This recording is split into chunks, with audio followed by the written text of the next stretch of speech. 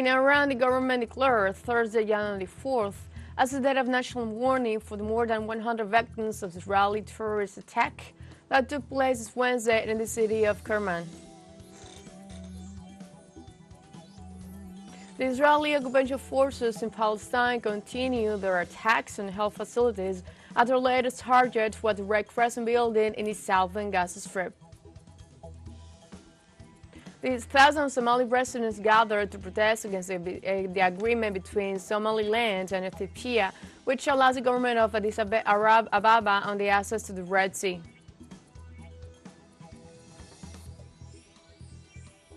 Hello, welcome to From the South. I'm Ana Rosabal from the TeleSUR studios in Havana, Cuba. We begin with the news. In Iran, the government declared the Thursday, January 4th, as a day of national mourning for the more than 100 victims of the Israeli terrorist attack that took place this Wednesday in the city of Kerman. The tragedy took place at the Kerman cemetery while thousands of citizens were paying homage to Commander Qasem Soleimani, assassinated in 2020 by the United States.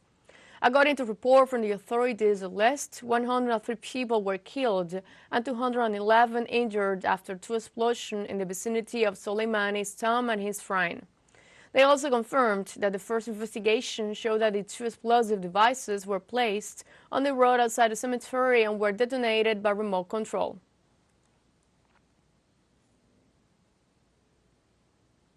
In this regard, the Iranian Interior Minister Haman Bahadi assured that the Iranian security forces and the military will respond to the terrorist attack as soon as possible.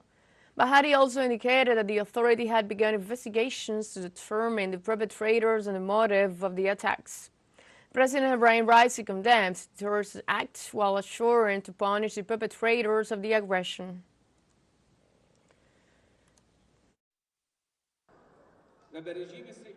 I've warned the Zionist regime, without any doubt, that you will pay a price for this crime and the crimes you committed, which will be very regrettable.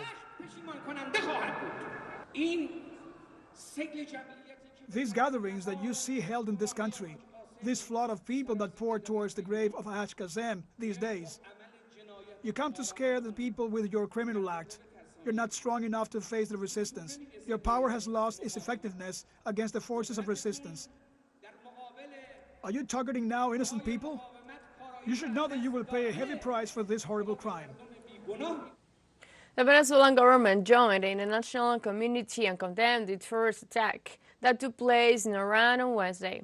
Through a communique, Venezuela detailed that the government of the Bolivarian Republic of Venezuela condemns in the strongest terms the terrorist attack that occurred in the city of Kerman today, January 3rd, 2024, in the framework of the commemoration of the 4th anniversary of the martyrdom of General Qasem Soleimani, which took the life of at least 73 people and left more than 180 people injured who were paying homage to martyr Soleimani in the vicinity of the cemetery. In another paragraph, the Venezuelan government stated that in this regard, Venezuela expresses its solidarity with the fraternal people and government of the Islamic Republic of Iran and extends its heartfelt words of condolences to the families and friends of the victims and a hope for the speedy recovery of the wounded, while urging that those responsible for such despicable acts be legally punished. Finally, it concluded the Bolivarian Republic of Venezuela, consistent with the Bolivarian diplomacy of peace, firmly rejects terrorism in all its manifestations and deplores all acts of violence intended to cause terror and anxiety in the civilian population and reaffirms its total attachment to the life and physical integrity of the people. In this context, from Lebanon, the Secretary General Hezbollah Hassan Nasrallah delivered a speech in the framework of the commemoration of the assassination of the Iranian anti-terrorist commander Qasem Soleimani. The Hezbollah leader took the opportunity to greet all Muslims while regretting the death of several fighters facing Israeli occupation, among whom he placed the assassination of the deputy head of political bureau of Hamas, Saleh al-Aruri, at the hands of Tel Aviv army. In this context, Nasrallah also saluted the struggle of the Palestinian people to achieve freedom from the Israeli occupation. Furthermore, the Hezbollah leader highlighted the efforts of the assassinated Iranian commander Soleimani so that resistance movements could count on their own capacities. The Al-Aqsa flood has shown that these people, when they made the decision along with the resistance in Gaza and the acts that followed, the steadfastness and the sacrifices, are proof that Israel lost its plans. The story of Palestine forgetting, giving up their land, or the next generation and the internet generation,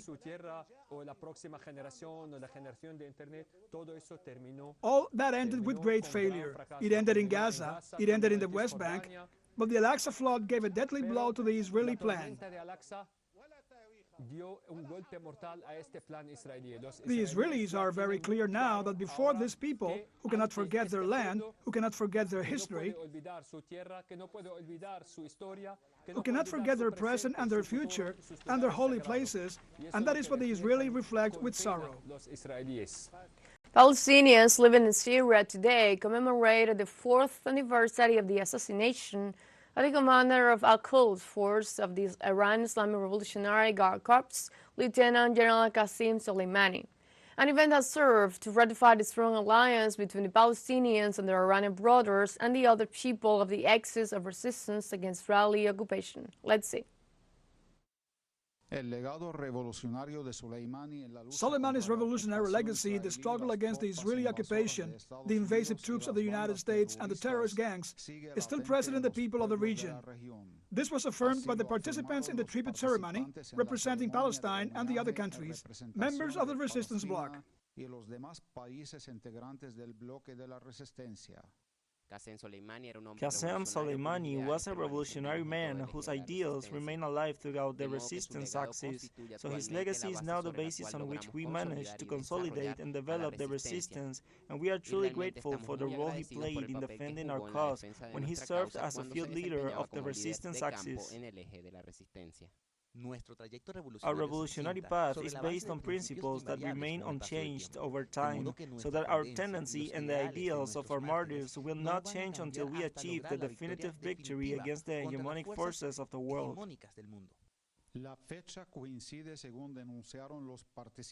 The date coincides, according to the participants, with the brutal Israeli war of extermination against Gaza, a genocide which they affirmed, although it has the unconditional support of Washington and the complicit silence of the so-called world community, will not be able to achieve its objectives, thanks to the steadfastness of the Palestinian resistance fighters, who, like Soleimani, are ready to sacrifice their lives in defense of the just Palestinian cause.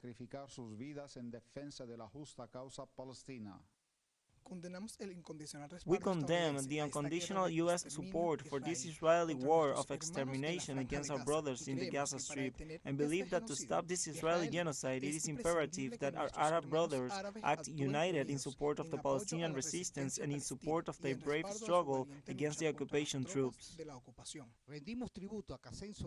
We pay tribute to Qasem Soleimani in appreciation of his outstanding role in defense of the Palestinian cause, and also in appreciation of the Palestinian people, to all the free people of the world who support Palestine, as well as to our brave people who do not give up and continue to face the Israeli aggression, offering the martyrs until the liberation of our occupied territories.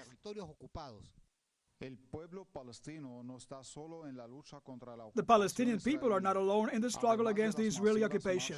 In addition to the massive popular marches condemning the Zionist war of extermination against Gaza, the Lebanese resistance is standing up against the Israeli occupation in southern Lebanon, and the forces of the Iraqi Popular Mobilization are relentlessly attacking the illegal U.S. military bases in Syrian and Iraqi territories.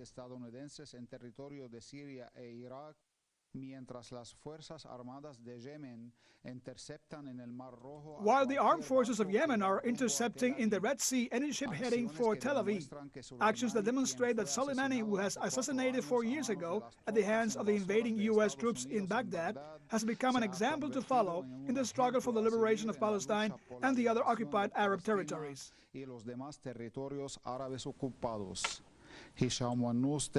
Damascus, Syria.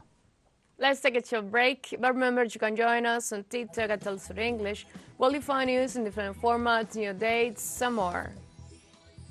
Other studies coming up, stay with us.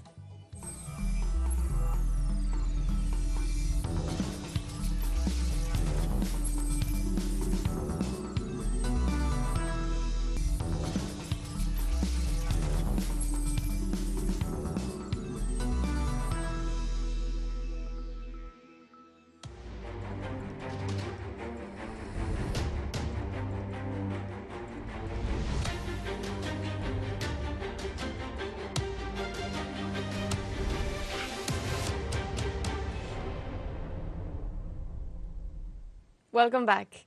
The Israeli occupation forces in Palestine continue their attacks on health facilities as their latest target was a Red Crescent building in southern Gaza Strip. In this regard, at least one person was killed and several were injured after a bomb hit the fifth floor of the Palestinian Red Crescent building in the city of Jan Yunis. On the other hand, local authorities also reported another Israeli attack on a family home that claimed the lives of 14 people, among them children and women. In turn, local sources reported that Israel dropped white-phosphor bombs on the Nusayra camp, a weapon prohibited by international law. It should be noted that more than 22,300 Palestinians have been killed by Israelis since October 7th.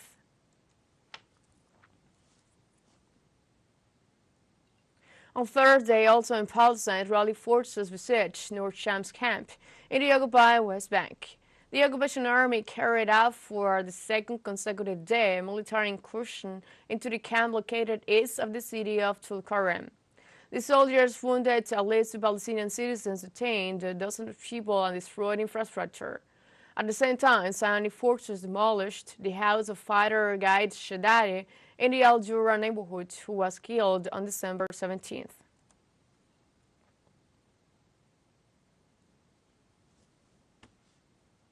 In Mexico, 31 migrants who have been kidnapped in the state of Tamaulipas on Saturday were rescued. The authorities indicated the rescue was carried out through an operation that tracked the phones of those involved, the analysis of the videos recorded by the bus, and the routes on which migrants were being transported. The officials detailed that the citizens are receiving the corresponding medical attention. In this context, security forces emphasized the motive for the kidnapping is unknown at this time, while investigations continue to determine the causes of the kidnapping.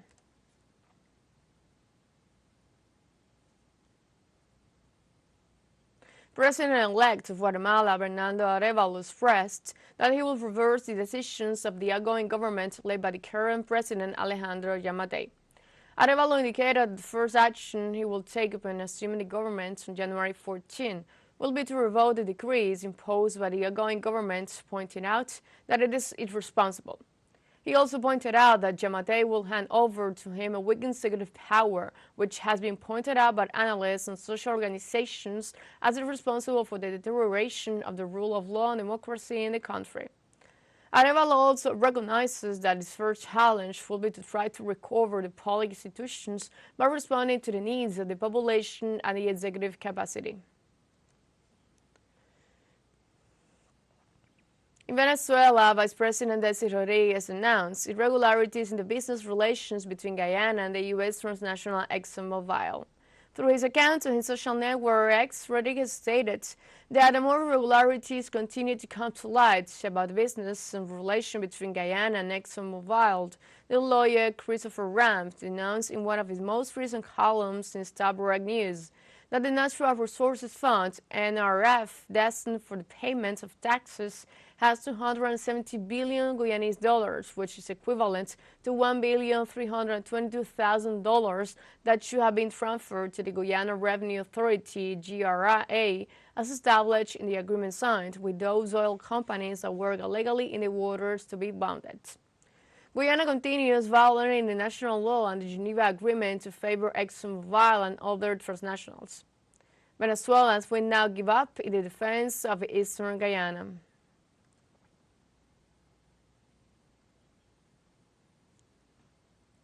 In Nicaragua, the Supreme Electoral Council, CSE, swore regional electoral councilor for the Caribbean 2024 elections to be held on March 3rd. Last December 12th, the Electoral Power published the calendar for the regional election of the Caribbean Coast 2024, which was consulted with participating political organizations. In the electoral process, 45 councillors and their respective subsidiaries will be elected in the North Caribbean Coast Autonomous Region, and the same number of councillors and their respective subsidiaries in the South Caribbean Coast Autonomous Region. In a sense, approximately 500,000 citizens are invited to exercise their civil rights to vote for the electoral exercise.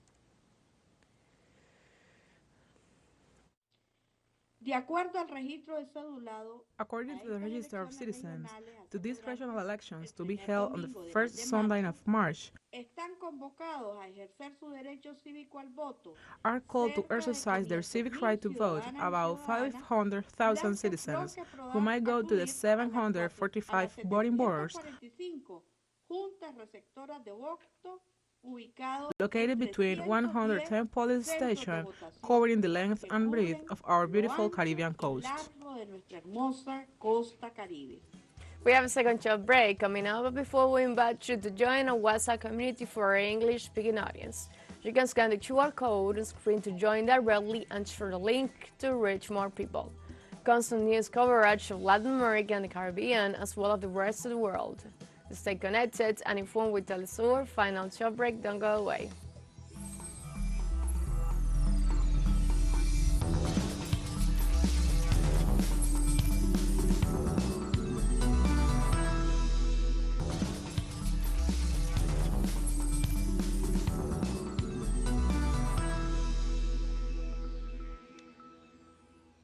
Welcome back. On Wednesday, thousands of Somali residents gathered to protest against the agreement between Somaliland and Ethiopia, which allows the governments of Addis Ababa on access to the Red Sea. The Mogadishu Regional Administration organized a mobilization to condemn what they call an invasion of Somalia's maritime territory and threat to its national sovereignty. In this sense, demonstrators refused the agreement that gives Ethiopia access to the port of Berbera on the Red Sea and to a leased military base. In turn, the Somalis claim that the Somaliland region has not gained wide international recognition despite having declared its autonomy from Somalia in 1991.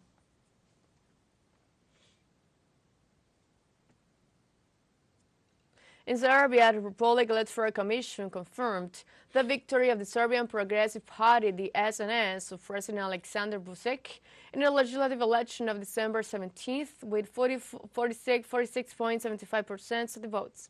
According to the final results published on Wednesday by the electoral body after processing 100% of ballots, the coalition formed around Vučić obtained over 46% of the votes, consolidating its victory in the parliamentary elections. Meanwhile, the opposition bloc, Serbia Against Violence, obtained 23.66% of the votes, coming in second. General elections are held in Serbia at least every 4 years, and the previous one had been held in 2020, when the alliance led by the party head at that time, Vučić, came to power alone.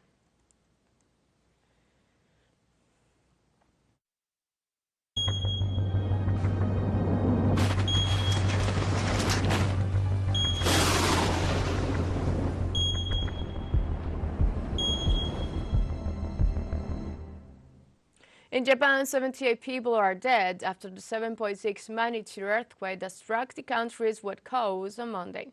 Local authorities in Shigawa Prefecture, the worst hit by the quake, updated Thursday the death toll and said that 51 people are still missing. Rescuers battled the cold to reach communities that remain cut off 3 days after the devastating earthquake. Efforts have also multiplied before the 72-hour limit is reached, after which it is almost impossible to find people alive. Experts have also warned of aftershock throughout this week and the following that could be of great intensity.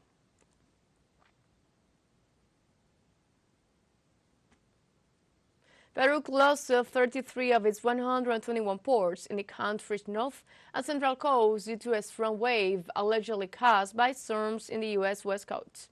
The Peruvian Navy estimates that the natural phenomenon will cause a wave to double in size in some areas, where in normal times they reach up to 2 meters in height. According to images broadcast by a local television station, 2-meter-high waves in Peru's main port of Callao flooded seafronts and square, causing riverside residents to flee on Tuesday night, while others barricaded their homes, placing sandbags at the doors. The Civil Defense warned in a statement that the ports will remain closed until next Sunday. The coast of California and the western United States has hit last Thursday by a huge wave that swept away pedestrians and vehicles. And we have come to the end of this brief, but you can find these and many other stories on our website at telesurenglish.net. And join us on social media, Facebook, X, Instagram, Telegram, and TikTok. For TeleSUR English, I'm Ana Razabal. Thank you for watching.